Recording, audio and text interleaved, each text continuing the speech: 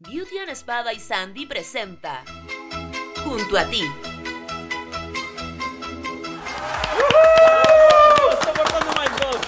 Hola, hola, hola amigas, ¿cómo están? Bienvenidas a un nuevo capítulo de Junto a ti. Estoy muy feliz de estar acá, les quiero agradecer su repercusión en las redes sociales, que me escriben mensajes para darme ánimo, que me ven, incluso que se ponen a seguir el canal de YouTube para no perderse ningún capítulo también. Pero no estoy sola, no, estoy con mis grandes compañeros César y Michael. Aplausos para nosotros.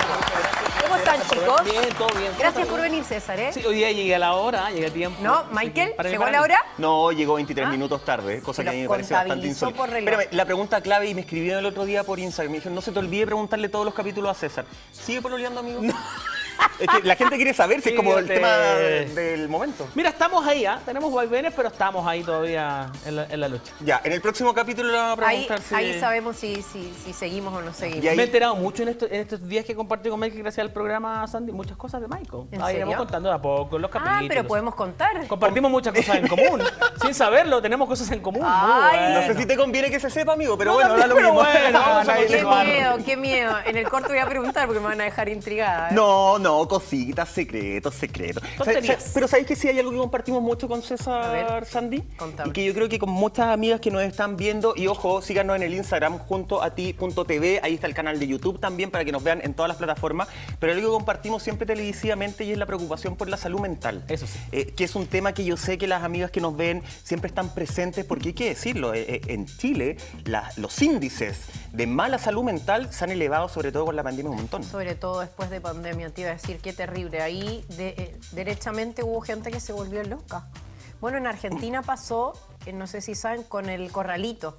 Cuando pasó Bueno, el claro, es que ahí corralito, tenían la la- salud mental fue Sí, obvio. terrible. Veías gente con traje en la calle como indigente porque se volvieron locos. Claro. Bueno, acá, mira, no sé si Experiencia el, término- traumática, no yo sé creo si que el eso es término clave, ¿no? sería que se volvieron locos, pero ¿se lo preguntamos a un especialista mejor? Mejor. Exactamente. Nosotros Hoy estamos vamos a gritando tocar otra cosa. un temón, señora, para que usted esté muy atenta, porque puede estar viviendo con una persona que tenga un trastorno de personalidad en su casa y usted no sabía.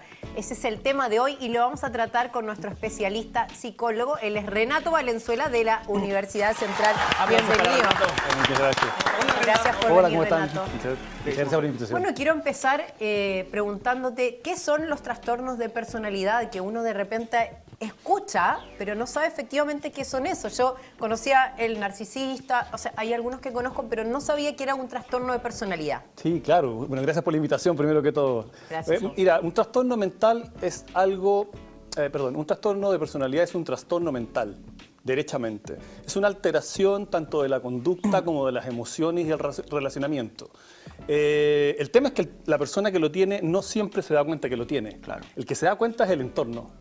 El entorno empieza a notar que hay algo extraño en esa personalidad, hay algo particular, singular, como quieras llamarlo, que lo hace diferente y cuesta relacionarse porque se da en un contexto no sano. O sea, el que lo tiene no se da cuenta, para él está todo Es normal en transparente. su vida, en el fondo. Claro, todo está bien, los demás están mal. Renato, ¿y cómo podemos identificar, ya sea yo la persona o yo parte del entorno de una persona, que efectivamente alguien está sufriendo de un trastorno de personalidad?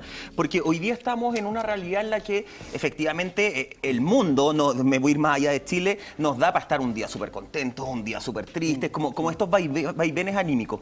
¿Cómo puedo realmente darme cuenta que tengo un trastorno de la personalidad y no que estoy pasando, pero a lo mejor un momento de más o menos alegría, por darte un ejemplo? Una cosa antes de eso, la personalidad se termina de establecer o de cristalizar, como se llama, a los 16 años.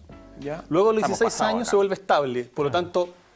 Estamos O pasados. sea, hasta los Ya. 16 es moldeable todavía la Sí, personalidad del la ser humano. personalidad se termina de moldear a los 16. Ya, perfecto. Luego de eso se constituye como tal, por tanto conversábamos antes de entrar en el programa, que efectivamente la niñez, la infancia, como uno la haya tenido, es determinante muchas veces en la forma en que se va a seguir hacia adelante. Y contestando tu pregunta, lo que pasa es que cuando ese trastorno o esa forma de ser comienza a ser permanente en el tiempo, es decir, que yo sufro de esto todo el tiempo y es notorio, me doy cuenta recién cuando el mundo empieza a chocar conmigo. Cuando me imposibilita hacer mis actividades normales, ¿te refieres, Correcto. por ejemplo, al tema de chocar? O, por Cuando no ejemplo, están de acuerdo. podemos ver un caso específico, Ya. como tú comentaste, el narcisista, por ejemplo. El narcisista se basa en el egocentrismo. él es el centro del mundo, es el florero de mesa, como le llamamos normalmente, pero además de todo esto es una persona que no tiene una afección por los demás, no tiene empatía, tiene un nivel de ¿Pero qué razonamiento. diferencia hay entre el egocéntrico y el narcisista, o es lo mismo? No, el egocéntrico, la estructura de personalidad se llama narcisista. Dentro de las características o síntomas está el ser egocéntrico, es una de las características. Perfecto. La otra es que también la imposibilidad de ser empático con los demás o de ser siempre el primero en todo, o de presentarse con una característica que es que él considera que es él el centro del mundo. Entonces cuesta muchísimo la relación con alguien de esa forma. Por otro lado, también dentro de las cosas que le va pasando, en las relaciones interpersonales y de pareja, todo importa a partir de lo que tú eres capaz de darle o darle el gusto a él, y no él te da el gusto a ti. Retribuir. Renato, Pero ¿y Renato, eso se forja, perdón, desde chiquito? O sea, ¿quién tiene la culpa en el fondo? ¿Nace porque nace? ¿O los papás son los culpables de que este niño haya crecido con una personalidad Lo que pasa es que en narcisista? general, cuando tú encuentras a una persona que es egocéntrica, no es porque le hayan dado mucha pelota, digamos, cuando eran niños, solamente, sino que efectivamente hay un tema de control y de manipulación. La característica importante de ahí es la manipulación que se da para obtener cosas desde pequeño, y cómo yo, de alguna forma, trato de tener el control sobre esas situaciones. Entonces yo me impongo sobre los demás, y los demás de alguna forma también me buscan. Fíjate que se da como una simbiosis, ¿eh? O sea, también hay gente que le sirve al egocéntrico o al narcisista, y en ese sentido... Renato, lo que tú explicas tiene que ver solamente con el contacto social. ¿Qué pasa si una persona tiene trastornos de personalidad, pero no está completamente socializada de cierta forma, ¿no? ¿Es solo ahí cuando uno nota que existen esos trastornos? correcto. En la soledad no existe eso, ¿no? Muy buena pregunta, porque si tú dijeras, por ejemplo... No, si el cabro es inteligente. que no, si el helado se nota, se nota. No, nos sorprende cada Es más que una cara bonita. Claro, obviamente. Porque estamos al debe con la cara bonita, pero inteligente. Es lo que nos falta todavía. O sea, respondiendo a la pregunta, si estuviera en una isla capaz que ni se note, y de hecho no se va a notar. Ya. Porque todos estos trastornos se llaman adaptativos. Ya, O sea, perfecto. se dan en un contexto en relación con otros. Entonces, cuando es molesto, pero es molesto para alguien. O es disruptivo, pero es disruptivo para alguien. Entonces, el tema es que empieza socialmente a tener problemas y emocionalmente. Renato, me quedé pensando en el ejemplo que tú entregáis del narcisista, porque de alguna forma tú describías algo que hoy día en la sociedad actual se está incentivando mucho. Yo soy el protagonista de mi vida, yo puedo con todo, este positivismo exacerbado de repente Claro, la a línea nivel delgada, social, te en el referís fondo, vos, claro. yo puedo con todo, oye, primero yo, segundo yo, tercero yo, y después me preocupo del resto. ¿Cómo se puede manejar efectivamente esto de preocuparme y tener mi amor propio sin traspasar esa línea a empezar a tener un patrón ya a nivel Correcto. psicológico?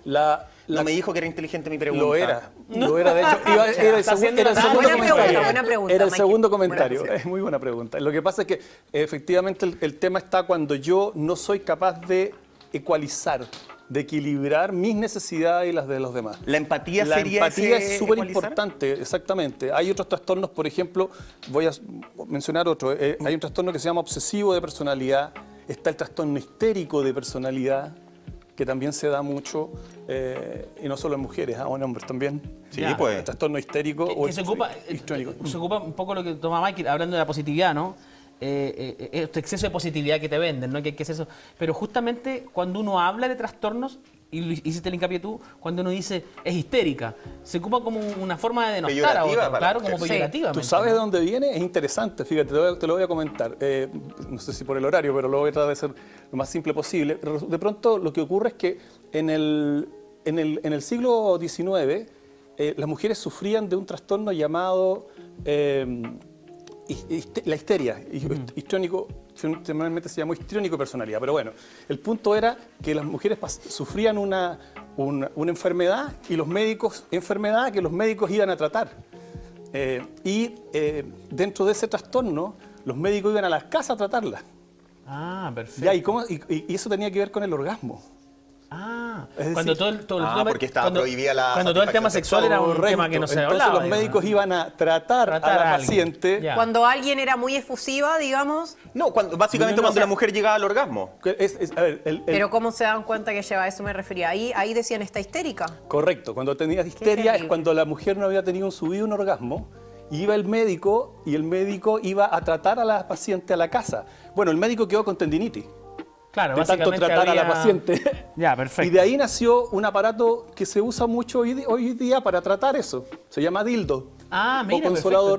Tiene su... No lo creo. Sí, claro. El dildo nació el siglo XIX. Dildo más que consolador. Bueno, sí, no hay consolador. nada que consolar acá. Consolador, bueno. El consolador nació como una forma de tratamiento que se creó en el siglo XIX porque el médico quedó con tendinitis de tanto tratar a la paciente. Ah, no te O puedo sea, creer. surge de esa... Correcto. No tenía Y idea. eso generó, una estructura de personalidad histriónica.